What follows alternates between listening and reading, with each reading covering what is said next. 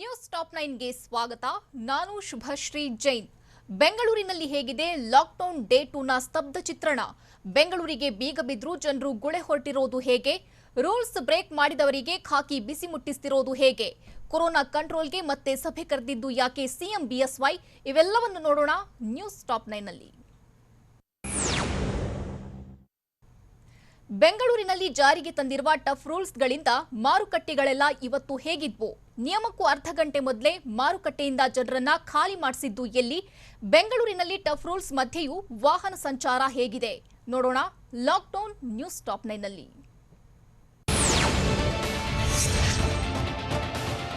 Corona ಸೋಂಕು ನಿಗ್ರಹಿಸುವ ಸಲುವಾಗಿ ಕರ್ನಾಟಕದಾದ್ಯಂತ 14 ದಿನಗಳ ಕಾಲ ಟೈಟ್ ರೂಲ್ಸ್ ಜಾರಿಯಲ್ಲಿದೆ. ಹೀಗಾಗಿ ಕೇವಲ ಅಗತ್ಯ ಸೇವೆಗಳಿಗಾಗಿ ಮಾತ್ರ ಬೆಳಗ್ಗೆ 6ರಿಂದ 10 ಗಂಟೆವರೆಗೂ ಅವಕಾಶ ನೀಡಿದ್ದು, ಜನಸಾಮಾನ್ಯರು 10 ಗಂಟೆ ಬಳಿಕ ಯಾವುದೇ ಕಾರಣಕ್ಕೂ ಮನೆಯಿಂದ ಹೊರಬರುವಂತಿಲ್ಲ. 14 ದಿನಗಳ ಕಾಲ ಕೊರೋನಾದಿಂದಾಗಿ ಮನೆಯಲ್ಲೇ ವನವಾಸ ಅನುಭವಿಸುವಂತಾಗಿದೆ.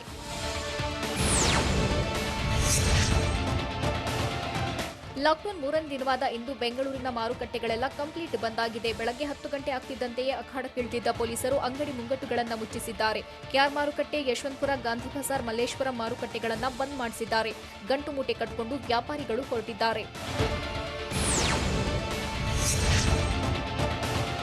ಹುಬ್ಬಳ್ಳಿಯಲ್ಲಿ ಅರ್ಧ ಗಂಟೆಗೂ ಮೊದಲೇ ಪೊಲೀಸರು ಫೀಲ್ಡ್ಗಿಳಿದಿದ್ರು. 9:30ರ ಸುಮಾರಿಗೆ ಹುಬ್ಬಳ್ಳಿ ಸಿದ್ಧಾರೂಢ ಮಠದ ಆವರಣಕ್ಕೆ ಎಂಟ್ರಿ ಕೊಟ್ಟ ಪೊಲೀಸರು ತರಕಾರಿ ವ್ಯಾಪಾರಸ್ಥರನ್ನ ಲಾಠಿ ಹಿಡಿದು ಚದುರಿಸಿದ್ರು. ಕೊರೋನಾ ನಿಯಮಗಳಿಗೆ ಕ್ಯಾರೆ ಎನ್ನದೇ ಸಾಮಾಜಿಕ ಅಂತರ ಪಾಲಿಸದೆ ವ್ಯಾಪಾರ ಮಾಡುತ್ತಿದ್ದರಿಂದ ಅರ್ಧ ಗಂಟೆ ಮೊದಲೇ ಪೊಲೀಸರು ಖಾಲಿ ಮಾಡಿಸಿದ್ದಾರೆ. ಕೊರೋನಾ ಕಂಟ್ರೋಲ್ ಮಾಡಲು ಸರ್ಕಾರ ಲಾಕ್ಡೌನ್ ಘೋಷಿಸಿದ್ದು, ಖಡಕ್ ರೂಲ್ಸ್ ಜಾರಿಗೊಳಿಸಿದೆ. ಆದರೆ ಸರ್ಕಾರದ ಖಡಕ್ ರೂಲ್ಸ್ಗೆ ಕಿಮ್ಮತ್ತೇ ಇಲ್ಲದಂತಾಗಿದೆ. ಸಿಎಂ ಖಡಕ್ ಸೂಚನೆ ಬಳಿಕವೂ ಬೆಂಗಳೂರಲ್ಲಿ ಬೇಕಾಬಿಟ್ಟಿಯಾಗಿ ಓಡಾಡ್ತಿದ್ದು, ಬೈಕ್, ಕಾರು ಸೇರಿದಂತೆ ಎಲ್ಲಾ ವಾಹನಗಳು ಎಂದಿನಂತೆ ಸಂಚಾರ ಮಾಡ್ತಿವೆ. ಅಗತ್ಯ ಸೇವೆ, ಅಗತ್ಯ ವಸ್ತುಗಳ ಖರೀದಿ ಹೆಸರಲ್ಲಿ ಜನರು ಬಿಂದಾಸ್ ಆಗಿ ಓಡಾಡ್ತಿದ್ದಾರೆ. ಲಾಕ್ಡೌನ್ ಇದ್ರೂ ಬೆಂಗಳೂರಿನಲ್ಲಿ ವಾಹನಗಳ ಭರಾಟೆಗೆ ಬ್ರೇಕ್ ಬಿದ್ದಿಲ್ಲ. 3ನೇ ದಿನದ ಲಾಕ್ಡೌನ್ಗೂ ಜನರು ಕ್ಯಾರೆ ಎನ್ನದೇ ಓಡಾಡ್ತಿದ್ದಾರೆ. ಮಾಗಡಿ ರಸ್ತೆ ಟೋಲ್ಗೇಟ್ನಲ್ಲಿ ಒಬ್ಬರೇ ಒಬ್ಬ ಪೊಲೀಸ್ ಕೂಡ ಇರಲಿಲ್ಲ.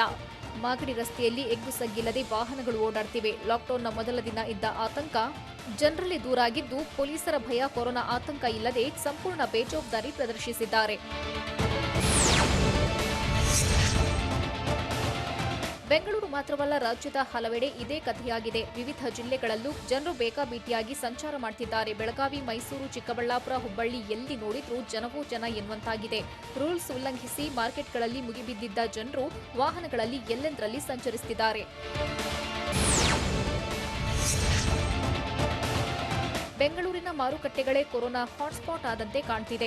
ಬೆಂಗಳೂರಿನ ಮಾರುಕಟ್ಟೆಗಳೆಲ್ಲ ಫುಲ್ ರಶ್ ಆಗ್ತಿದ್ದು, ತರಕಾರಿ, ಹಣ್ಣು, ಸೊಪ್ಪು ಖರೀದಿಗೆ ಜನರು ಮುಗಿಬೀಳ್ತಿದ್ದಾರೆ. ಮಾರುಕಟ್ಟೆಗಳಲ್ಲಿ ಖರೀದಿಗಾಗಿ ಗ್ರಾಹಕರು ಕಿಕ್ಕಿರಿದು ಸೇರ್ತಿದ್ದು, ಕೊರೋನಾ ರೂಲ್ಸ್ ಅನ್ನ ಗಾಳಿಗೆ ತೂರಿ ವ್ಯಾಪಾರ ವಹಿವಾಟು ಮಾಡ್ತಿದ್ದಾರೆ. ಕೆಆರ್ ಮಾರ್ಕೆಟ್, ಮಲ್ಲೇಶ್ವರಂ, ಗಾಂಧಿ ಬಜಾರ್, ಯಶವಂತಪುರ, ಬ್ಯಾಟರಾಯನಪುರದಲ್ಲೂ ಜನಜಾತ್ರೆಯೇ ಸೇರ್ತಿದೆ. ಕೆಆರ್ ಮಾರ್ಕೆಟ್ನಲ್ಲಿ ರೂಲ್ಸ್ ಬ್ರೇಕ್ ಆಗದಂತೆ ಬಿಬಿಎಂಪಿ ಮಾರ್ಷಲ್ಗಳು ಹದ್ದಿನ ಕಣ್ಣಿಟ್ಟಿದ್ರು. ಹೀಗಿದ್ರೂ ಜನರು ಮಾತ್ರ ರೂಲ್ಸ್ ಫಾಲೋ ಮಾಡ್ತಿಲ್ಲ. ಬಿಬಿಎಂಪಿ ಮಾರ್ಷಲ್ ಜೊತೆ ಹೂವಿನ ವ್ಯಾಪಾರಿ ವಾಗ್ವಾದ ಮಾಡಿದ್ದು, ಮಾಸ್ಕ್ ಹಾಕದಿದ್ದಕ್ಕೆ ಫೈನ್ ಕಟ್ಟಲು ಹಿಂದೇಟು ಹಾಕಿದ್ದಾನೆ. ವ್ಯಾಪಾರನೇ ಆಗಿಲ್ಲ, ಫೈನ್ ಎಲ್ಲಿಂದ ಕಟ್ಟೋಣ ಎಂದು ಕಿರಿಕ್ ಮಾಡಿದ್ದು, ಉಸಿರಾಡೋಕೆ ಆಗಲ್ಲ, ಅದಕ್ಕೆ ಮಾಸ್ಕ್ ಕೆಳಗಿಳಿಸಿದ್ದೆ ಅಂತ ಉತ್ತರಿಸಿದ್ದಾನೆ. ಬೆಂಗಳೂರಿನಲ್ಲಿ ಟಫ್ ರೂಲ್ಸ್ ಜಾರಿಗೆ ಆಟೋ ಸಂಚಾರ ಅಡ್ಡಿಯಾಗಿದ್ದು, ಲಾಕ್ಡೌನ್ ಇದ್ರೂ ರಾಜಧಾನಿಯಲ್ಲಿ ಆಟೋಗಳು ಬೇಕಾಬಿಟ್ಟಿಯಾಗಿ ಓಡಾಡ್ತಿವೆ. ಆಟೋ ಸಂಚಾರ ಇರೋದ್ರಿಂದ ಜನರ ಓಡಾಟಕ್ಕೂ ಬ್ರೇಕ್ ಬೀಳ್ತಿಲ್ಲ. ರೈಲ್ವೆ ಪ್ರಯಾಣಿಕರಿಗೆ ಮಾತ್ರ ಆಟೋ ಬಳಸಲು ಸರ್ಕಾರ ಅನುಮತಿ ನೀಡಿದೆ. ಆದರೆ ಆಟೋ ಮೂಲಕವೇ ಜನರು ಅನಗತ್ಯ ಓಡಾಟ ಮಾಡ್ತಿದ್ದು, ಆಟೋ ಸಂಚಾರ ನಿಯಂತ್ರಿಸಿದ್ರೆ ಟಫ್ ರೂಲ್ಸ್ ಜಾರಿಗೆ ಅನುಕೂಲವಾಗಲಿದೆ. ಬೆಂಗಳೂರಿನ ಮೆಜೆಸ್ಟಿಕ್ ಬಸ್ ನಿಲ್ದಾಣ ಇವತ್ತು ಹೇಗಿದೆ? ಜನರು ಯಾವ ನೆಪಗಳನ್ನ ಹೇಳಿ ಹೊರಗೆ ಸುತ್ತುತ್ತಿದ್ದಾರೆ? ಬೆಂಗಳೂರಿನ ಕೆಆರ್ ಮಾರುಕಟ್ಟೆ, ಸಂಗೊಳ್ಳಿ ರಾಯಣ್ಣ ರೈಲ್ವೆ ನಿಲ್ದಾಣದ ಚಿತ್ರಣ ಹೇಗಿದೆ? ನೋಡೋಣ ಬೆಂಗಳೂರು ಲಾಕ್ ನ್ಯೂಸ್ ಟಾಪ್ 9ನಲ್ಲಿ.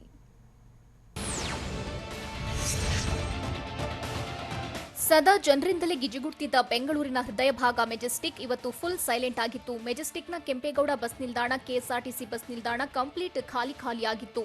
ಇತ್ತ ಬಸ್ಗಳು ಇಲ್ಲದೆ ಅತ್ತ ಜನರು ಇರಲಿಲ್ಲ. ಮೆಜೆಸ್ಟಿಕ್ ಬಸ್ ನಿಲ್ದಾಣ ಬಿಕೋ ಎಂತಿದೆ. ಬಸ್ಗಳ ಸಂಚಾರವಿಲ್ಲದೆ ಮೆಜೆಸ್ಟಿಕ್ ಫುಲ್ ಖಾಲಿಯಾಗಿದ್ದು ಕೇವಲ ಏರ್ಪೋರ್ಟ್ಗೆ ತೆರಳುವವರಿಗೆ ಮಾತ್ರ ಬಸ್ ವ್ಯವಸ್ಥೆ ಮಾಡಲಾಗಿದೆ. ಅಲ್ಲದೆ ಅಗತ್ಯ ಸೇವೆಯಲ್ಲಿರುವ ಸಿಬ್ಬಂದಿಗೆ ಮಾತ್ರ ಬಿಎಂಟಿಸಿ ಬಸ್ ವ್ಯವಸ್ಥೆ ಕಲ್ಪಿಸಲಾಗಿದೆ. ಮೆಜೆಸ್ಟಿಕ್ ಬಳಿ ಫೀಲ್ಡ್ಗೆ ಇಳಿದಿರೋ ಪೊಲೀಸರು ಅನಗತ್ಯವಾಗಿ ವಾಹನ ರಸ್ತೆಗೆ ಇಳಿಸಿರುವವರಿಗೆ ದಂಡ ಹಾಕ್ತಿದ್ದಾರೆ.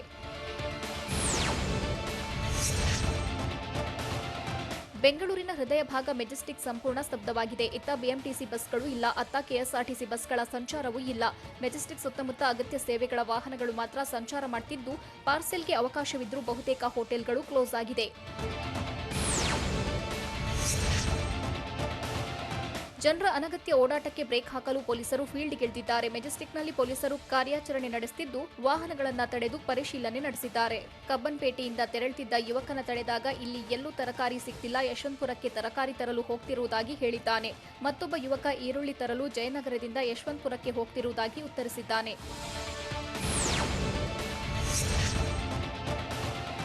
ಬೆಂಗಳೂರಿನ ಕೆಎಸ್ಆರ್ ರೈಲು ನಿಲ್ದಾಣದಲ್ಲಿ ಜನಜಾತ್ರೆ ನೆರೆದಿತ್ತು. ಲಾಕ್ಡೌನ್ನಿಂದಾಗಿ ಅನ್ಯ ರಾಜ್ಯಗಳಿಗೆ ತೆರಳುವವರು ರೈಲು ನಿಲ್ದಾಣದಲ್ಲಿ ಜಮಾಯಿಸಿದ್ರು. ಲಾಕ್ಡೌನ್ನ 3ನೇ ದಿನವೂ ಪ್ರಯಾಣಿಕರ ಸಂಖ್ಯೆಯಲ್ಲಿ ಕಡಿಮೆಯಾಗಿಲ್ಲ. ರೈಲಿನ ಮೂಲಕ ಊರಿಗೆ ತೆರಳಲು ರೈಲ್ವೆ ನಿಲ್ದಾಣದಲ್ಲೇ ಪ್ರಯಾಣಿಕರು ಬೀಡು ಬಿಟ್ಟಿದ್ದಾರೆ.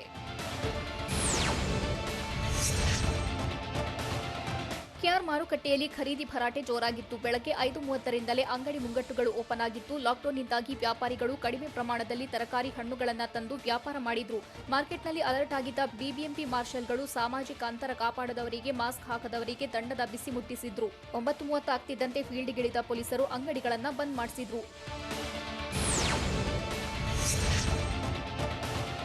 ಲಾಕ್ಡೌನ್ ಇದ್ರೂ ಬ್ಯಾಟರಾಯನಪುರ ಸಂತೆಯಲ್ಲಿ ಖರೀದಿ ಭರಾಟೆ ಜೋರಾಗಿತ್ತು. ಬೆಳಗ್ಗೆ 6 ಗಂಟೆಗೆ ರೈತರ ಸಂತೆ ಓಪನ್ ಆಗಿದ್ದು, ನಿನ್ನೆ ಮೊನ್ನೆಗಿಂತ ಇಂದು ಹೆಚ್ಚು ಜನರು ಸೇರಿದ್ರು. ಕೊರೋನಾ ಭಯವಿಲ್ಲದೆ ಸಾಮಾಜಿಕ ಅಂತರ ಪಾಲಿಸದೆ ಹೂ, ಹಣ್ಣು, ತರಕಾರಿ ಖರೀದಿಯಲ್ಲಿ ಜನರು ಬ್ಯುಸಿಯಾಗಿದ್ರು. 9 ಗಂಟೆ ಬಳಿಕ ಸಂತೆಗೆ ಬರುವ ಗ್ರಾಹಕರಿಗೆ ಅವಕಾಶ ನಿರ್ಬಂಧಿಸಿ ಪೊಲೀಸರು ಪ್ರವೇಶ ದ್ವಾರ ಬಂದ್ ಮಾಡಿದ್ರು.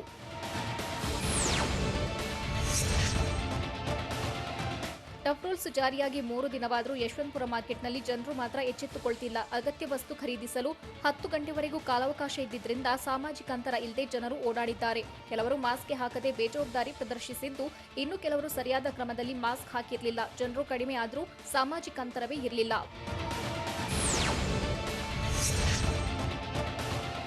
ಲಾಕ್ಡೌನ್ನಿಂದ ವ್ಯಾಪಾರಿಗಳು ತೀವ್ರ ಸಂಕಷ್ಟಕ್ಕೆ ಸಿಲುಕಿದ್ದಾರೆ. ಮಲ್ಲೇಶ್ವರಂ ಮಾರುಕಟ್ಟೆಯಲ್ಲಿ ಗ್ರಾಹಕರು ಇಲ್ಲದೆ ಹೂವಿನ ಅಂಗಡಿಗಳು ಖಾಲಿಯಾಗಿತ್ತು. ವ್ಯಾಪಾರವಿಲ್ಲದೆ ಹೂವಿನ ವ್ಯಾಪಾರಿಗಳು ಕಂಗಾಲಾಗಿದ್ರು. ಅಲ್ಲದೆ ಮಲ್ಲೇಶ್ವರಂ ಮುಖ್ಯ ರಸ್ತೆಯಲ್ಲಿ ಮಾತ್ರ ವಾಹನಗಳ ಓಡಾಟಕ್ಕೆ ಬ್ರೇಕ್ ಬಿದ್ದಿರಲಿಲ್ಲ. ಮಾರುಕಟ್ಟೆ ಬಂದ್ ಮಾಡಿಸಿದ್ರು ವ್ಯಾಪಾರಿಗಳು ಬೆಳಗಾವಿಯಲ್ಲಿ ತರಕಾರಿ ಮಾರಿದ್ದು ಹೇಗೆ? ಬೇರೆ ಬೇರೆ ಜಿಲ್ಲೆಗಳ ಮಾರುಕಟ್ಟೆಯಲ್ಲಿ ಖರೀದಿ ಭರಾಟೆ ಹೇಗಿತ್ತು? ಕೊರೋನಾ ತಡೆ ನಿಯಮಗಳನ್ನು ಜನರು ಗಾಳಿಗೆ ತೂರಿದ್ದು ಹೇಗೆ? ನೋಡೋಣ lock effect news top 9ನಲ್ಲಿ.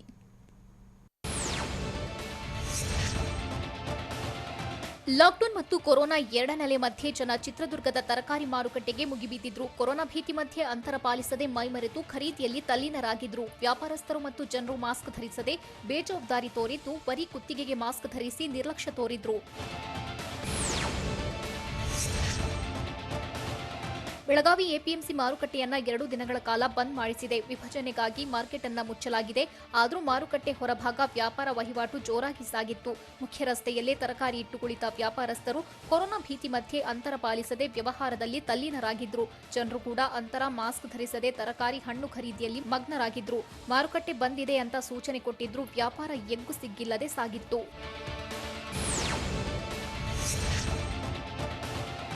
Yadgir ನಗರದ ಬಾಲಾಜಿ ದೇವಸ್ಥಾನದ ಬಳಿಯ ಮಾರುಕಟ್ಟೆಯಲ್ಲಿ ಜನಜಾತ್ರೆ ನೆರೆದಿತ್ತು. ಜಿಲ್ಲೆಯಲ್ಲಿ ಸೋಂಕಿತರ ಸಂಖ್ಯೆ ದಿನೇ ದಿನೇ ಹೆಚ್ಚುತ್ತಿದ್ರು. ವ್ಯಾಪಾರಸ್ಥರು ಮತ್ತು ಜನರು ಮಾಸ್ಕ್ ಧರಿಸದೆ ತರಕಾರಿ ಹಣ್ಣು ವ್ಯವಹಾರದಲ್ಲಿ ಬ್ಯುಸಿಯಾಗಿದ್ರು. ಬೆಳಗ್ಗೆ 10 ಗಂಟೆಯವರೆಗೆ ಮಾತ್ರ ಅಗತ್ಯ ವಸ್ತು ಖರೀದಿಗೆ ಅವಕಾಶವಿದ್ದು, ಜನ ಅಂತರ ಪಾಲಿಸದೆ ಬೇಜವಾಬ್ದಾರಿ ತೋರಿದ್ರು.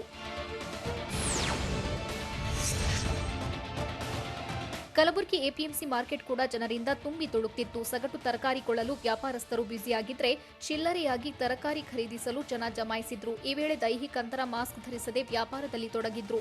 ಕೊರೋನಾ ಭೀತಿ ಮಧ್ಯೆ ಕೇರ್ ಮಾಡದೆ ವ್ಯವಹಾರದಲ್ಲಿ ಮಗ್ನರಾಗಿದ್ರು. ಹಾವೇರಿಯ ಮುನ್ಸಿಪಲ್ ಹೈಸ್ಕೂಲ್ ಮೈದಾನದಲ್ಲಿ ಸಗಟು ತರಕಾರಿ ಮಾರ್ಕೆಟ್ನಲ್ಲಿ ಜನಜಂಗುಳಿ ನೆರೆದಿತ್ತು. ಜಿಲ್ಲೆಯಲ್ಲಿ ಕೊರೋನಾ ಎರಡನೇ ಅಲೆ ಅಟ್ಟಹಾಸ ಮೆರೆಯುತ್ತಿದ್ರು. ಜನ ಎಚ್ಚೆತ್ತುಕೊಳ್ಳದೆ ಖರೀದಿಯಲ್ಲಿ ತೊಡಗಿದ್ರು. ಎಲ್ಲಾ ಕಡೆಯಂತೆ ಇಲ್ಲೂ ಅಂತರ ಕಾಯ್ದುಕೊಳ್ಳದೆ ಜನ ಮತ್ತು ವ್ಯಾಪಾರಸ್ಥರು ನಿರ್ಲಕ್ಷ್ಯ ವಹಿಸಿದ್ರು. ಕಾಟಾಚಾರಕ್ಕೆ ಅರ್ಧಂಬರ್ಧ ಮಾಸ್ಕ್ ಧರಿಸಿ ವ್ಯಾಪಾರದಲ್ಲಿ ತಲ್ಲೀನರಾಗಿದ್ರು.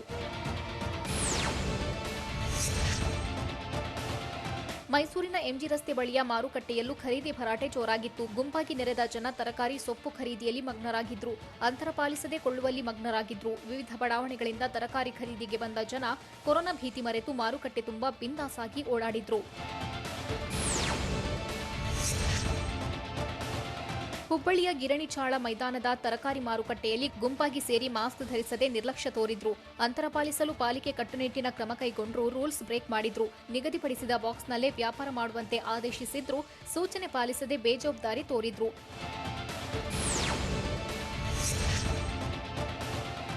ಚಿಕ್ಕಬಳ್ಳಾಪುರ ಜಿಲ್ಲೆ ಚಿಂತಾಮಣಿ ಪಟ್ಟಣದಲ್ಲೂ ಅಂತರ ಕಾಯ್ದುಕೊಳ್ಳದೆ ಜನ ನಿರ್ಲಕ್ಷ್ಯ ವಹಿಸಿದ್ರು.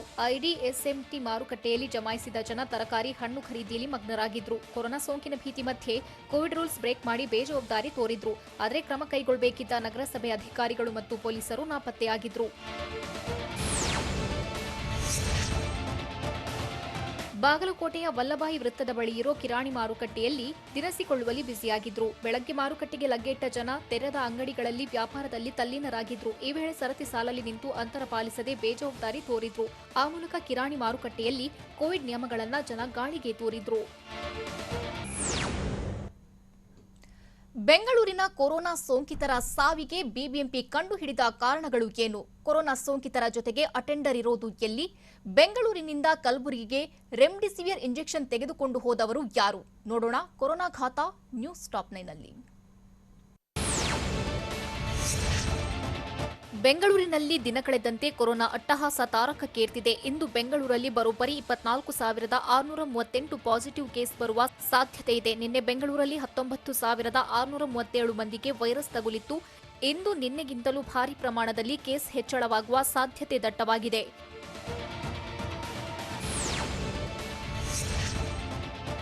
ನಾಳೆಯಿಂದ ಲಸಿಕೆ ಹಾಕಿಸಿಕೊಳ್ಳಬೇಕೆಂದಿದ್ದವರಿಗೆ ರಾಜ್ಯ ಸರ್ಕಾರ ಬಿಗ್ ಶಾಕ್ ಕೊಟ್ಟಿದೆ. 18 ವರ್ಷ ಮೇಲ್ಪಟ್ಟವರಿಗೆ ನಾಳೆಯಿಂದ ಕೊರೋನಾ ಲಸಿಕೆ ನೀಡಲ್ಲ. ಯಾಕಂದ್ರೆ ಬೆಂಗಳೂರಿಗೆ ಇನ್ನೂ ಕೊರೋನಾ ಲಸಿಕೆ ತಲುಪಿಲ್ಲ ಅಂತ ಆರೋಗ್ಯ ಸಚಿವ ಡಾಕ್ಟರ್ ಸುಧಾಕರ್ ಹೇಳಿದ್ದಾರೆ. ಅಷ್ಟೇ ಅಲ್ಲದೆ ಲಸಿಕೆ ಹಾಕಿಸಿಕೊಳ್ಳಲು ಯಾರೂ ಆಸ್ಪತ್ರೆಯತ್ತ ಹೋಗಬೇಡಿ. ಈಗಾಗಲೇ 1 ಕೋಟಿ ಡೋಸ್ಗೆ ಆರ್ಡರ್ ಮಾಡಲಾಗಿದ್ದು 400 ಕೋಟಿ ಮೀಸಲಿಡಲಾಗಿದೆ ಅಂತ ಸಚಿವ ಸುಧಾಕರ್ ಹೇಳಿದ್ದಾರೆ.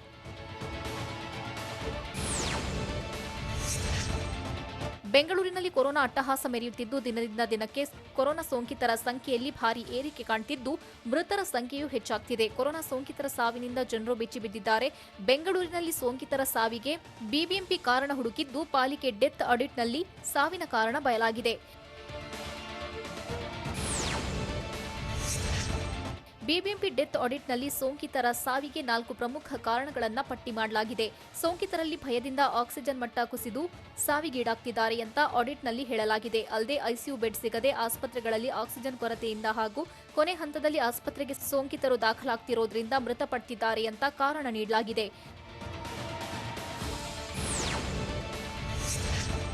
ಬೆಂಗಳೂರಿನ ಒಂದೇ ಲ್ಯಾಬ್ನಲ್ಲಿ 2 ಕೊರೋನಾ ರಿಪೋರ್ಟ್ ನೀಡಿದ್ದು ಮಹಿಳೆ ಕಂಗಾಲಾಗಿದ್ದಾರೆ.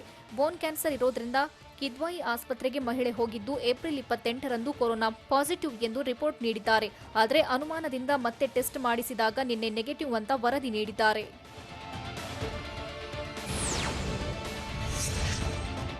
ಬೆಳಗಾವಿಯ ಬಿಮ್ಸ್ ಆಸ್ಪತ್ರೆ ಮಹಾ ಎಡವಟ್ಟಿನಿಂದ ಕೊರೋನಾ ಮತ್ತಷ್ಟು ಹೆಚ್ಚಾಗುವ ಆತಂಕ ಎದುರಾಗಿದೆ. ಆಸ್ಪತ್ರೆಗಳಲ್ಲಿ ಕೊರೋನಾ ಸೋಂಕಿತರ ಸಂಪರ್ಕಕ್ಕೆ ಯಾರೂ ಬರಬಾರದು ಅಂತ ನಿಯಮವೇ ಇದೆ. ಆದರೆ ಬಿಮ್ಸ್ ಆಸ್ಪತ್ರೆಯಲ್ಲಿ ಪ್ರತಿ ಕೊರೋನಾ ಸೋಂಕಿತರ ಜೊತೆಗೆ ಅಟೆಂಡರ್ ಇರಲೇಬೇಕಂತೆ. ಆಸ್ಪತ್ರೆಯ ಕೊರೋನಾ ವಾರ್ಡ್ಗಳು ನಾರ್ಮಲ್ ಆಸ್ಪತ್ರೆಯಂತಾಗಿದ್ದು ಸೋಂಕಿತರ ಸಂಬಂಧಿಕರು ಕೊರೋನಾ ವಾರ್ಡ್ನಲ್ಲಿದ್ದು ಬಿಂದಾಸಾಗಿ ಓಡಾಡ್ತಿದ್ದಾರೆ. ಕಲಬುರಗಿ ಜಿಲ್ಲೆಯಲ್ಲಿ ರೆಮ್ಡಿಸಿವಿರ್ ಇಂಜೆಕ್ಷನ್ ಖಾಲಿಯಾಗಿದ್ದು ಸಂಸದ ಡಾಕ್ಟರ್ ಉಮೇಶ್ ಜಾಧವ್ ಬೆಂಗಳೂರಿನಿಂದ 480 ರೆಮ್ಡಿಸಿವಿರ್ ಇಂಜೆಕ್ಷನ್ ತಂದಿದ್ದಾರೆ. ರಾತ್ರಿ ಬೆಂಗಳೂರಿಗೆ ಡ್ರಗ್ ಕಂಟ್ರೋಲ್ ಕಚೇರಿಗೆ ಭೇಟಿ ನೀಡಿ ಇಂಜೆಕ್ಷನ್ ಪಡೆದಿದ್ದ ಉಮೇಶ್ ಜಾಧವ್ ವಿಮಾನದ ಮೂಲಕ ಸ್ವತಃ ತಾವೇ ತಂದು ಕಲಬುರಗಿ ಡ್ರಗ್ ಕಂಟ್ರೋಲ್ ಅಧಿಕಾರಿಗಳಿಗೆ ಹಸ್ತಾಂತರಿಸಿದ್ದಾರೆ.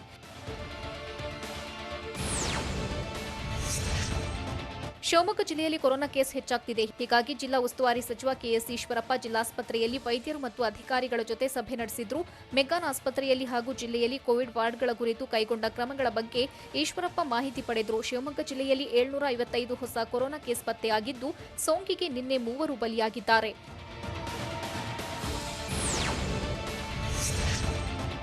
ಕೊರೋನಾ ಮಹಾಮಾರಿಗೆ ಅವರು ಇವರು ಅನ್ನೋ ಭೇದವಿಲ್ಲ. ಯಾರನ್ನೂ ಬಿಡದೆ ತನ್ನ ನಾಗಲೋಟ ಮುಂದುವರೆಸಿದೆ. ಬಾಣಂತಿಯರಿಗೂ ಕೊರೋನಾ ಬೆಂಬಿಡದೆ ಕಾಡ್ತಿದೆ. ಸೋಂಕಿನಿಂದ ತಮ್ಮ ಕಂದಮ್ಮಗಳಿಗೆ ಎದೆ ಹಾಲು ಉಣಿಸೋಕೆ ಪರದಾಡ್ತಿರೋ ಬಾಣಂತಿಯರಿಗೆ ಸ್ನಗ್ಬಬ್ ಕನೆಕ್ಟ್ ಗುಡ್ ನ್ಯೂಸ್ ನೀಡಿದೆ. ಸ್ನಗ್ಬಬ್ ಕನೆಕ್ಟ್ನ ವತಿಯಿಂದ ಪುಟ್ಟ ಮಕ್ಕಳಿಗೆ ಬೇರೆ ತಾಯಂದಿರ ಎದೆ ಹಾಲಿನ ವ್ಯವಸ್ಥೆ ಮಾಡಲಾಗಿದೆ. ಸಂಸ್ಥೆ ನಡೆ ಕೋವಿಡ್ ಸೋಂಕಿಗೆ ಒಳಪಟ್ಟಿರೋ ಬಾಣಂತಿಯರಿಗೆ ಹಾಗೂ ಮುದ್ದು ಕಂದಮ್ಮಗಳಿಗೆ ನೆರವಾಗಿದೆ. ಕೊರೋನಾ ಪಾಸಿಟಿವ್ ಇರೋದನ್ನ ಮುಚ್ಚಿಟ್ಟು ಕೆಲಸಕ್ಕೆ ಹಾಜರಾದವನ ಸ್ಥಿತಿ ಈಗ ಏನಾಯ್ತು? ಆಸ್ಪತ್ರೆಯಲ್ಲಿ ವಿದ್ಯುತ್ ಕಡಿತದಿಂದ ರೋಗಿಗಳು ಪರದಾಡಿದ್ದು ಹೇಗೆ? ತುಮಕೂರಿನ ಶಿರಾ ಸರ್ಕಾರಿ ಆಸ್ಪತ್ರೆಗೆ ಆಂಬ್ಯುಲೆನ್ಸ್ ದೇಣಿಗೆ ನೀಡಿದವರು ಯಾರು? ನೋಡೋಣ ಕೊರೋನಾ ಅಲರ್ಟ್ ನ್ಯೂಸ್ ಟಾಪ್ 9 ನಲ್ಲಿ.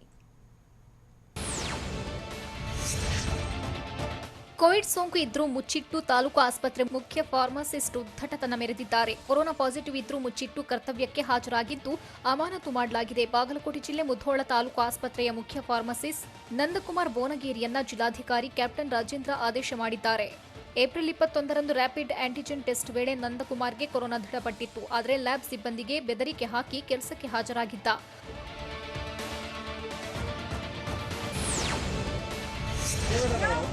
ಅನಗತ್ಯ ಓಡಾಟ ಪ್ರಶ್ನಿಸಿ ಮಾಸ್ಕ್ ಧರಿಸಲು ಹೇಳಿದ್ದಕ್ಕೆ ಪಿಡಿಒಗೆ ಧಮಕಿ ಹಾಕಿ ಹಲ್ಲೆಗೆ ಯತ್ನಿಸಲಾಗಿದೆ. ಬೆಂಗಳೂರು ಗ್ರಾಮಾಂತರ ಜಿಲ್ಲೆಯ ಹೊಸಕೋಟೆ ತಾಲೂಕಿನ ರಾಮಗೋವಿಂದಪುರದಲ್ಲಿ ಘಟನೆ ನಡೆದಿದ್ದು, ಅವಾಚ್ಯ ಶಬ್ದಗಳಿಂದ ನಿಂದಿಸಿ ಮುನಿರಾಜು ಎಂಬಾತ ಧಮಕಿ ಹಾಕಿದ್ದಾನೆ. ಪಿಡಿಒಗೆ ಬೆದರಿಕೆ ಹಾಕಿರುವ ದೃಶ್ಯ ಮೊಬೈಲ್ನಲ್ಲಿ ಸೆರೆಯಾಗಿದ್ದು, ಘಟನೆ ಬಗ್ಗೆ ನಂದಗುಡಿ ಠಾಣೆಗೆ ಪಿಡಿಒ ದೂರು ನೀಡಿದ್ದಾರೆ.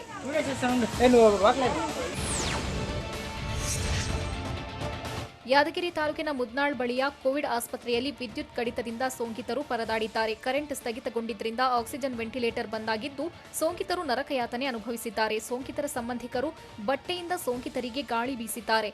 ಆಸ್ಪತ್ರೆಯಲ್ಲಿ ಜನರೇಟರ್ ವ್ಯವಸ್ಥೆ ಇದ್ರೂ ಡೀಸೆಲ್ ಇಲ್ಲ. ಹೀಗಾಗಿ ಯಾದಗಿರಿ ಜಿಲ್ಲಾಡಳಿತದ ಎಡವಟ್ಟಿಗೆ ಸೋಂಕಿತರು ಪರದಾಡಿದ್ದು, ಆಸ್ಪತ್ರೆಗೆ ಅಪರ ಜಿಲ್ಲಾಧಿಕಾರಿ ಪ್ರಕಾಶ್ ರಜಪೂತ ಭೇಟಿ ನೀಡಿ ಪರಿಶೀಲನೆ ನಡೆಸಿದ್ದಾರೆ.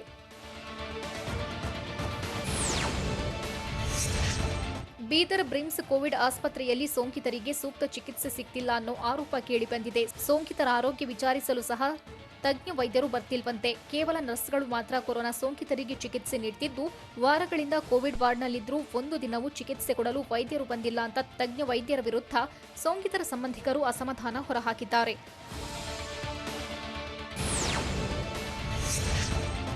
ಹಾವೇರಿ ಜಿಲ್ಲೆಯಲ್ಲಿ ದಿನದಿಂದ ದಿನಕ್ಕೆ ಕೊರೋನಾ ಸೋಂಕಿತರ ಸಂಖ್ಯೆ ಹೆಚ್ಚುತ್ತಿದ್ದು, ಇಂದಿರಾ ಗಾಂಧಿ ವಸತಿ ಶಾಲೆಯನ್ನ ಕೋವಿಡ್ ಆರೈಕೆ ಕೇಂದ್ರವನ್ನಾಗಿ ಮಾಡಲು ಸಿದ್ಧತೆ ನಡೆಸಲಾಗಿದೆ. ಹಾನಗಲ್ ತಾಲೂಕಿನ ಕಲಕೇರಿ ಗ್ರಾಮದಲ್ಲಿರೋ ವಸತಿ ಶಾಲೆಯನ್ನ 100 ಹಾಸಿಗೆಯ ಕೋವಿಡ್ ಆರೈಕೆ ಕೇಂದ್ರವನ್ನಾಗಿ ಮಾಡಲಿದ್ದಾರೆ.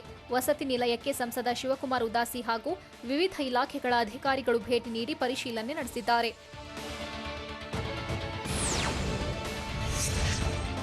ತುಮಕೂರಿನಲ್ಲಿ ಕೊರೋನಾ ಅಬ್ಬರಿಸುತ್ತಿದ್ದರೂ ಪ್ರಾಥಮಿಕ ಆರೋಗ್ಯ ಕೇಂದ್ರಕ್ಕೆ ಇನ್ನೂ ಉದ್ಘಾಟನೆ ಭಾಗ್ಯ ಸಿಕ್ಕಿಲ್ಲ. ತುರುವೇಕೆರೆ ತಾಲೂಕಿನ ಮಾವಿನಕೆರೆ ಗ್ರಾಮದ ಪ್ರಾಥಮಿಕ ಆರೋಗ್ಯ ಕೇಂದ್ರವನ್ನ 2 ಕೋಟಿ ವೆಚ್ಚದಲ್ಲಿ ನಿರ್ಮಾಣ ಮಾಡಲಾಗಿದೆ. ಕಾಮಗಾರಿ ಮುಗಿದಿದ್ರೂ ಆರೋಗ್ಯ ಇಲಾಖೆ ಕಟ್ಟಡದ ಉದ್ಘಾಟನೆಗೆ ಮುಂದಾಗಿಲ್ಲ. ಈ ಬಗ್ಗೆ ಶಾಸಕ ಮಸಾಲೆ ಜಯರಾಮ್ ಕೂಡ ಗಮನ ಹರಿಸಲಿಲ್ಲ. ಹೀಗಾಗಿ ಕೂಡಲೇ ಕಟ್ಟಡ ಉದ್ಘಾಟಿಸುವಂತೆ ಸ್ಥಳೀಯರು ಆಗ್ರಹಿಸಿದ್ದಾರೆ.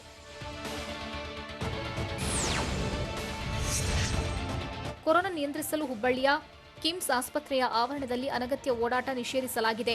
ಕೋವಿಡ್ ಹೆಚ್ಚುತ್ತಿರುವುದರಿಂದ ಜಿಲ್ಲಾಡಳಿತ ಆದೇಶ ಹೊರಡಿಸಿದೆ. ಲಸಿಕೆ ಪಡೆಯುವವರು ರೋಗಿಗಳ ಓಡಾಟಕ್ಕೆ ಮಾತ್ರ ಅವಕಾಶವಿದ್ದು, ರೋಗಿ ಸಂಬಂಧಿಕರಿಗೆ ಗುರುತಿನ ಚೀಟಿ ಇದ್ದರಷ್ಟೇ ಎಂಟ್ರಿ ಸಿಗಲಿದೆ. ಉಳಿದಂತೆ ಅನಗತ್ಯವಾಗಿ ಓಡಾಡುವವರಿಗೆ ದಂಡ ವಿಧಿಸಲು ತೀರ್ಮಾನಿಸಲಾಗಿದೆ.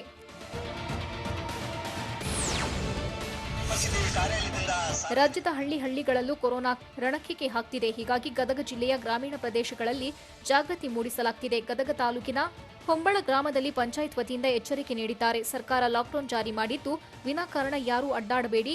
ಅಗತ್ಯ ವಸ್ತುಗಳ ಮಾರಾಟಕ್ಕೆ 4 ಗಂಟೆ ಮಾತ್ರ ಅವಕಾಶವಿರುತ್ತೆ. ಹೊರಗೆ ಬಂದ್ರೆ ಮಾಸ್ಕ್ ಕಡ್ಡಾಯವಾಗಿ ಹಾಕಿ. ಸುಮ್ಮನೆ ಹೊರಗೆ ಬಂದ್ರೆ ಮಾಸ್ಕ್ ಹಾಕದೇ ಇದ್ರೆ ದಂಡ ಹಾಕಲಾಗುತ್ತೆ ಅಂತ ತಿಳಿಸಿದ್ದಾರೆ. ತುಮಕೂರಿನಲ್ಲಿ ದಿನದಿಂದ ದಿನಕ್ಕೆ ಕೊರೋನಾ ಸೋಂಕು ತೀವ್ರ ಮಟ್ಟದಲ್ಲಿ ಹೆಚ್ಚುತ್ತಿದ್ದು, ಆಂಬ್ಯುಲೆನ್ಸ್ ಸಿಗದೆ ಸೋಂಕಿತರು ಪರದಾಡುವಂತಾಗಿದೆ. ಹೀಗಾಗಿ ಶಿರಾ ಸಾರ್ವಜನಿಕ ಆಸ್ಪತ್ರೆಗೆ ಶಾಸಕ ರಾಜೇಶ್ ಗೌಡ ಆಂಬ್ಯುಲೆನ್ಸ್ ಕೊಡುಗೆ ನೀಡಿದ್ದಾರೆ. ಕೋವಿಡ್ ಸೋಂಕಿತರ ಅನುಕೂಲಕ್ಕಾಗಿ ಆಂಬ್ಯುಲೆನ್ಸ್ ದೇಣಿಗೆ ನೀಡಿದ್ದಾರೆ.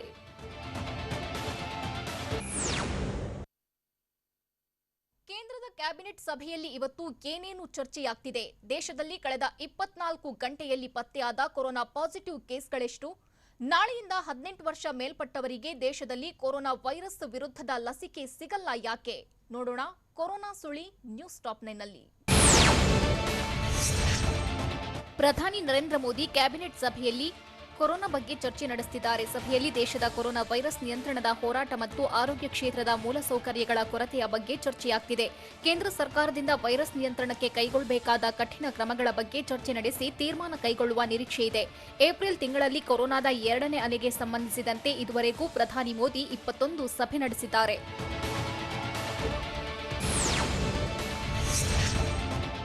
ದೇಶದಲ್ಲಿ ಕಳೆದ 24 ಗಂಟೆ ಅವಧಿಯಲ್ಲಿ 3,86,829 ಮಂದಿ ಕೊರೋನಾ ಸೋಂಕಿತರಾಗಿದ್ದಾರೆ. 24 ಗಂಟೆ ಅವಧಿಯಲ್ಲಿ ವಿಶ್ವದಲ್ಲಿ ಯಾವುದೇ ದೇಶದಲ್ಲೂ ಇಷ್ಟೊಂದು ಪ್ರಕರಣಗಳು ಇದುವರೆಗೂ ಪತ್ತೆಯಾಗಿಲ್ಲ.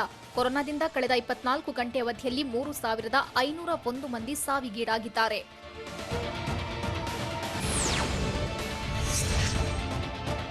ದೇಶದಲ್ಲಿ ನಾಳೆಯಿಂದ 18 ವರ್ಷ ಮೇಲ್ಪಟ್ಟವರಿಗೆ ಕೊರೋನಾ ಲಸಿಕೆ ನೀಡಿಕೆ ಅಭಿಯಾನ ಆರಂಭವಾಗಬೇಕಾಗಿತ್ತು. ಆದರೆ ದೇಶದ ಬಹುತೇಕ ರಾಜ್ಯಗಳಲ್ಲಿ 18 ವರ್ಷ ಮೇಲ್ಪಟ್ಟವರಿಗೆ ಕೊರೋನಾ ವೈರಸ್ ವಿರುದ್ಧದ ಲಸಿಕೆ ನೀಡಿಕೆ ಅಭಿಯಾನ ಆರಂಭವಾಗ್ತಿಲ್ಲ. ರಾಜ್ಯ ಸರ್ಕಾರಗಳಿಗೆ ಸೆರಮ್ ಇನ್ಸ್ಟಿಟ್ಯೂಟ್ ಆಫ್ ಇಂಡಿಯಾ ಮತ್ತು ಭಾರತ್ ಬಯೋಟೆಕ್ ಕಂಪನಿಗಳು ಲಸಿಕೆಯ ಆರ್ಡರ್ ನೀಡಿದ್ರೂ ಲಸಿಕೆಯನ್ನ ಪೂರೈಸಿಲ್ಲ. ಹೀಗಾಗಿ ಒಂದೆರಡು ರಾಜ್ಯ ಹೊರತುಪಡಿಸಿ ಉಳಿದ ಯಾವುದೇ ರಾಜ್ಯದಲ್ಲೂ ಲಸಿಕೆ ನೀಡಿಕೆ ಆರಂಭವಾಗಲ್ಲ.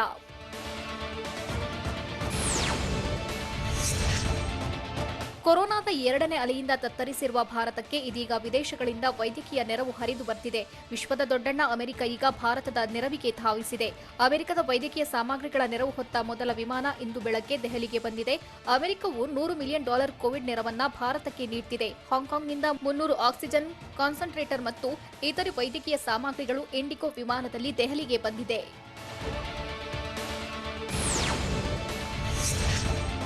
ದೇಶದಲ್ಲಿ ಕೊರೋನಾ ರೋಗಿಗಳ ಚಿಕಿತ್ಸೆಗೆ ಬಳಸುವ ರೆಮ್ಡಿಸಿವಿಯರ್ ಇಂಜೆಕ್ಷನ್ ಕೊರತೆ ಎದುರಾಗಿದೆ. ದೇಶಕ್ಕೆ ಅಗತ್ಯವಿರುವಷ್ಟು ರೆಮ್ಡಿಸಿವಿಯರ್ ಇಂಜೆಕ್ಷನ್ ದೇಶದಲ್ಲಿ ಉತ್ಪಾದನೆಯಾಗ್ತಿಲ್ಲ. ಹೀಗಾಗಿ ರೆಮ್ಡಿಸಿವಿಯರ್ ಇಂಜೆಕ್ಷನ್ ಆಮದು ಮಾಡಿಕೊಳ್ಳಲು ಭಾರತ, ಈಜಿಪ್ಟ್, ಯುಎಇ, ಉಜ್ಬೇಕಿಸ್ತಾನ ಮತ್ತು ಬಾಂಗ್ಲಾದೇಶವನ್ನ ಸಂಪರ್ಕ ಮಾಡಿದೆ. ಈ ದೇಶಗಳಿಂದ ರೆಮ್ಡಿಸಿವಿಯರ್ ಇಂಜೆಕ್ಷನ್ ಆಮದಿಗೆ ಕೇಂದ್ರ ಸರ್ಕಾರ ಯತ್ನಿಸುತ್ತಿದೆ.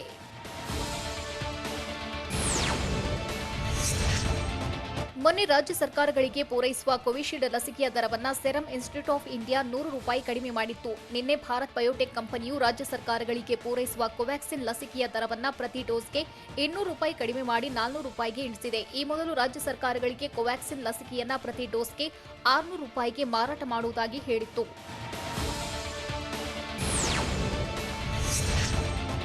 ದೇಶದ ವಾಣಿಜ್ಯ ರಾಜಧಾನಿ ಮುಂಬೈನಲ್ಲಿ ಇಂದಿನಿಂದ 3 ದಿನಗಳ ಕಾಲ ಕೊರೋನಾ ವೈರಸ್ ವಿರುದ್ಧದ ಲಸಿಕೆ ನೀಡಿಕೆ ಅಭಿಯಾನ ಸ್ಥಗಿತಗೊಳಿಸಲಾಗಿದೆ.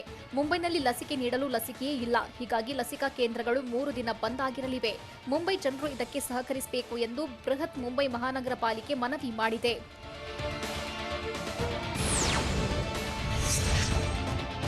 ಕೊರೋನಾ ನಿಯಂತ್ರಣಕ್ಕೆ ಕೇಂದ್ರ ಸರ್ಕಾರ ಮತ್ತೆ ಕಂಟೈನ್ಮೆಂಟ್ ಅಸ್ತ್ರ ಪ್ರಯೋಗಿಸಿದೆ. ಜಿಲ್ಲೆಗಳಲ್ಲಿ 60% ಆಕ್ಸಿಜನ್ ಸಪೋರ್ಟ್ ಇರುವ ಐಸಿಯು ಬೆಡ್ ಭರ್ತಿಯಾಗಿರುವ ಹಾಗೂ ಕೊರೋನಾ ಟೆಸ್ಟಿಂಗ್ ಪಾಸಿಟಿವಿಟಿ ದರವು 10ಕ್ಕಿಂತ ಹೆಚ್ಚಿರುವ ಜಿಲ್ಲೆಗಳಲ್ಲಿ ತೀವ್ರವಾದ ಸ್ಥಳೀಯ ಕಂಟೈನ್ಮೆಂಟ್ ಕಾರ್ಯತಂತ್ರವನ್ನು ಜಾರಿಗೊಳಿಸಬೇಕೆಂದು ಕೇಂದ್ರದ ಗೃಹ ಇಲಾಖೆ ರಾಜ್ಯ ಸರ್ಕಾರಗಳಿಗೆ ಸೂಚಿಸಿದೆ. ಈ ಬಗ್ಗೆ ಏಪ್ರಿಲ್ 25ರಂದೇ ಕೇಂದ್ರದ ಆರೋಗ್ಯ ಇಲಾಖೆಯು ರಾಜ್ಯ ಸರ್ಕಾರಗಳಿಗೆ ಸೂಚನೆ ನೀಡಿದೆ.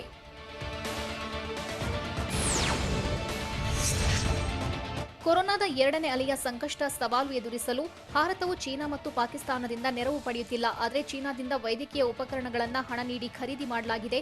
ಚೀನಾದಿಂದ ಏಪ್ರಿಲ್ ತಿಂಗಳಲ್ಲಿ 5,000 ವೆಂಟಿಲೇಟರ್, 21,000 ಆಕ್ಸಿಜನ್ ಜನರೇಟರ್, 2 ಕೋಟಿ ಮಾಸ್ಕ್ಗಳನ್ನು ಖರೀದಿ ಮಾಡಲಾಗಿದೆ. ಈ ಬಗ್ಗೆ ಭಾರತದಲ್ಲಿರುವ ಚೀನಾ ರಾಯಭಾರಿ ಸನ್ ವಯಡಂಗ್ ಮಾಹಿತಿ ನೀಡಿದ್ದಾರೆ. ಐಪಿಎಲ್ನಲ್ಲಿ 18 ಬಾಲ್ಗಳಲ್ಲೇ ಅರ್ಧಶತಕ ಬಾರಿಸಿದವರು ಯಾರು? ರಾಜಸ್ಥಾನ್ ರಾಯಲ್ಸ್ ಸೇರ್ಪಡೆಗೊಂಡ ಆಟಗಾರ ಯಾರು? ಅನಾರೋಗ್ಯದಿಂದ ಬಳಲ್ತಿದ್ದ ನಟ ಕಿಚ್ಚ ಸುದೀಪ್ ಈಗ ಹೇಗಿದ್ದಾರೆ? ನೋಡೋಣ entertainment news top 9ನಲ್ಲಿ.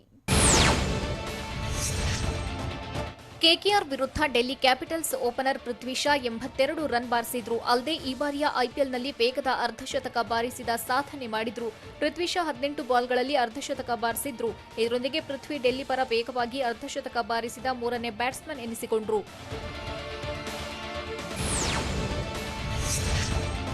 Shikhar Dhawan Delhi capitals ಪರ 200 ಬೌಂಡರಿ ಪೂರೈಸಿದ ಸಾಧನೆ ಮಾಡಿದ್ರು. ಅಹಮದಾಬಾದ್ನಲ್ಲಿ ಕೆಕೆಆರ್ ವಿರುದ್ಧ 4 ಬೌಂಡರಿ ಬಾರಿಸಿದ ಧವನ್ ಡೆಲ್ಲಿ ಪರ 200 ಬೌಂಡರಿ ಸಿಡಿಸಿದ್ರು. ಅಲ್ಲದೆ ಈ ಸೀಸನ್ನಲ್ಲಿ 311 ರನ್ ಗಳಿಸಿರೋ ಧವನ್ ಆರೆಂಜ್ ಕ್ಯಾಪ್ ತನ್ನದಾಗಿಸಿಕೊಂಡಿದ್ದಾರೆ.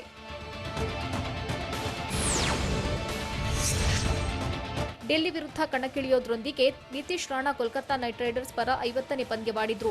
ಪಂದ್ಯ ಆರಂಭಕ್ಕೂ ಮುನ್ನ ಕೆಕೆಆರ್ ಆಟಗಾರರು ನಿತೀಶ್ ರಾಣಾಗೆ ಅಭಿನಂದಿಸಿದ್ರು. ಈ ಪಂದ್ಯದಲ್ಲಿ ರಾಣಾ ಕೇವಲ 15 ರನ್ ಗಳಿಸಿ ಅಕ್ಷರ್ ಪಟೇಲ್ಗೆ ವಿಕೆಟ್ ಒಪ್ಪಿಸಿದ್ರು.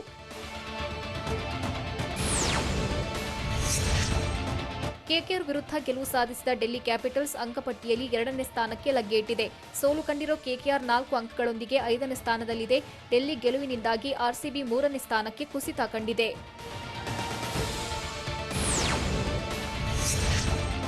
ದಕ್ಷಿಣ ಆಫ್ರಿಕಾ ಬ್ಯಾಟ್ಸ್ಮನ್ ರಾಸಿ ವ್ಯಾನ್ಡರ್ ಡಸೆನ್ ರಾಜಸ್ಥಾನ್ ರಾಯಲ್ಸ್ ತಂಡ ಸೇರ್ಪಡೆಗೊಂಡಿದ್ದಾರೆ. ಬೆನ್ ಸ್ಟೋಕ್ಸ್ ಸ್ಥಾನಕ್ಕೆ ಡಸೆನ್ ಆಗಮಿಸಿದ್ದು ಸದ್ಯ ಕ್ವಾರಂಟೈನ್ನಲ್ಲಿದ್ದಾರೆ. ಡಸೆನ್ ಆಫ್ರಿಕಾ ಪರ 20 ಟಿ20 ಪಂದ್ಯಗಳಲ್ಲಿ 628 ರನ್ ಬಾರಿಸಿದ್ದಾರೆ.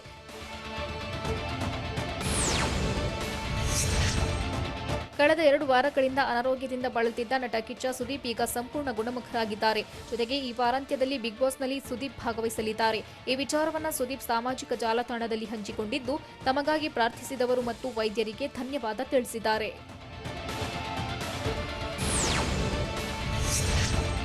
ಕೊರೋನಾ ಸಮಯದಲ್ಲಿ ಸಾಕಷ್ಟು ಸಾವು ನೋವು ನೋಡಿ ಬೇಸರವಾಗಿದೆ ಎಂದಿರೋ ನಟ ಲವ್ಲಿ ಸ್ಟಾರ್ ಪ್ರೇಮ್ ಎಲ್ಲರಲ್ಲೂ ಮನವಿ ಮಾಡಿದ್ದಾರೆ. ಎಲ್ಲರೂ ತಪ್ಪದೆ ಕೋವಿಡ್ ನಿಯಮಗಳನ್ನು ಪಾಲಿಸಿ ಮತ್ತು ವ್ಯಾಕ್ಸಿನ್ ಹಾಕಿಸಿಕೊಳ್ಳಿ ಎಂದು ಮನವಿ ಮಾಡಿದ್ದಾರೆ.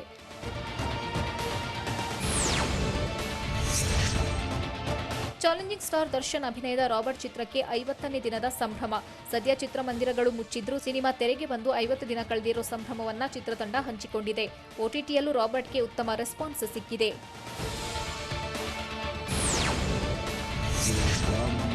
ನಟ ದುನಿಯಾ ವಿಜಯ್ ಅಭಿನಯದ ಸಲಗ ಸಿನಿಮಾ ಕೊರೋನಾದಿಂದ ಪದೇ ಪದೇ ರಿಲೀಸ್ ಡೇಟ್ ಮುಂದೂಡುತ್ತಲೇ ಇದೆ. ಆದರೆ ಟೈಟಲ್ ಟ್ರ್ಯಾಕ್ ಮೂಲಕ ಸಲಗ ಹೊಸ ದಾಖಲೆಯತ್ತ ಮುನ್ನುಗ್ಗಿದೆ. ಸಲಗ ಚಿತ್ರದ ಹಾಡು 5 ಮಿಲಿಯನ್ ವ್ಯೂಸ್ನತ್ತ ಪಯಣ ಬೆಳೆಸಿದೆ. ಇದು ಈವರೆಗಿನ ಪ್ರಮುಖ ಸುದ್ದಿ. ನಿರಂತರ ಸುದ್ದಿಗಾಗಿ ನೋಡ್ತಾ ಇರಿ TV9.